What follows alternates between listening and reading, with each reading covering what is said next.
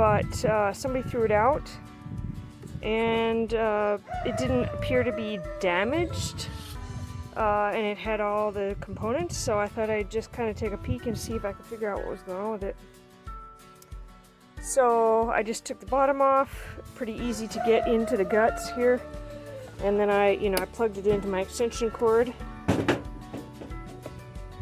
and it was dead, so all I ended up doing was, while it was plugged in, I just started wiggling wires, because it looks pretty clean. It looks intact. I don't see any scorch marks in here where, that might indicate some kind of a short or other kind of meltdown. There isn't like a bunch of dust or, flakes of plastic or metal or anything else that would indicate there's an actual mechanical failure. So just started wiggling some things around, and poof, it started working. It turned on,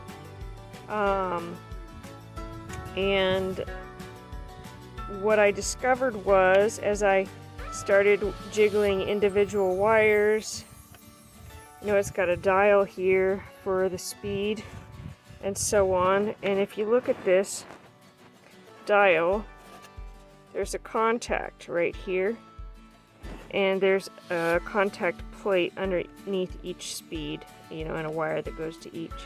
And then I'm not sure why this one has a higher speed, which is the highest speed. If you see, this actually comes over here and engages this switch, right? And that turns on the highest speed, number 6. I don't know, maybe there's a fuse or some other thing in there. It's kind of a moot at this point, and maybe someone with more experience would be able to explain that. And then of course underneath of each of those contact pads goes to a different wire here. So this, as you can see, is another switch. And this actually fits.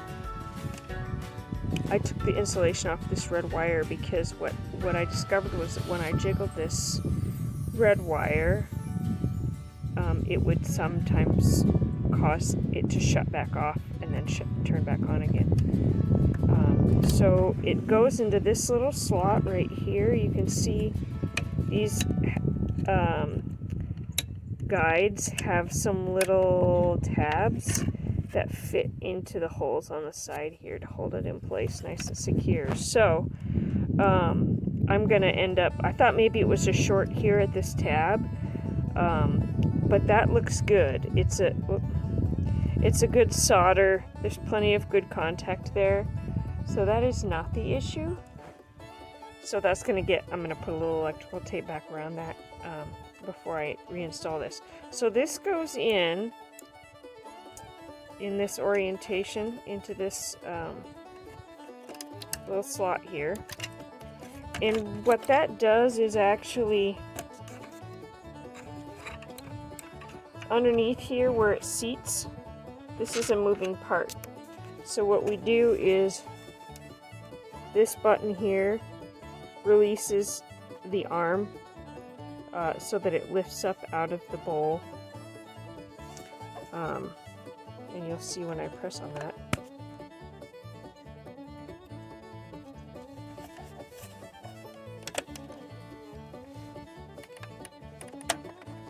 It engages this down here, that unlocks it, and then I can lift this up, and that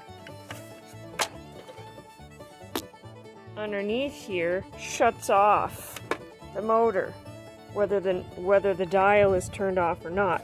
So when you lift the arm up, it automatically shuts the motor off. So what was happening is that even though the arm was locked into position, for whatever reason, this switch was not engaging fully all the way to allow the motor to turn on.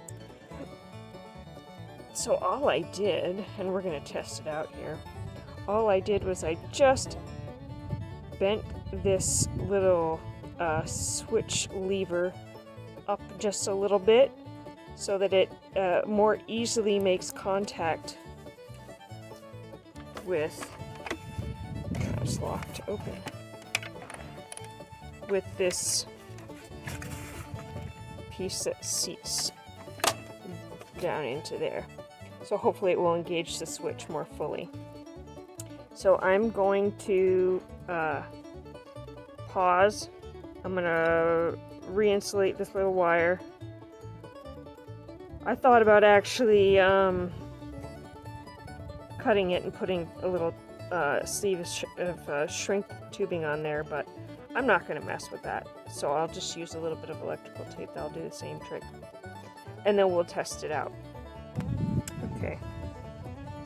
Took all of about 5 seconds. I just wrapped a little piece of electrical tape on there as the insulator. Let's see if we can just fit this down in here with one hand.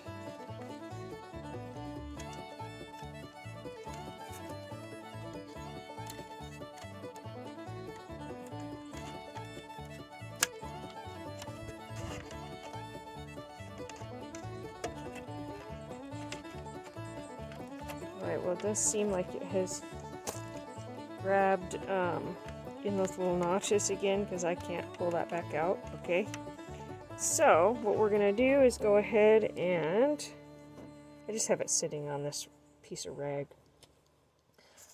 so that this plastic doesn't get marred up or damaged any more than it already is, since this is a pretty rough surface. Let's see. This looks like... Well, there you go. There you have it. So this is still turned on, obviously. So since we're in the locked down position, it's turning off. And I can jiggle this now, and it's not interrupting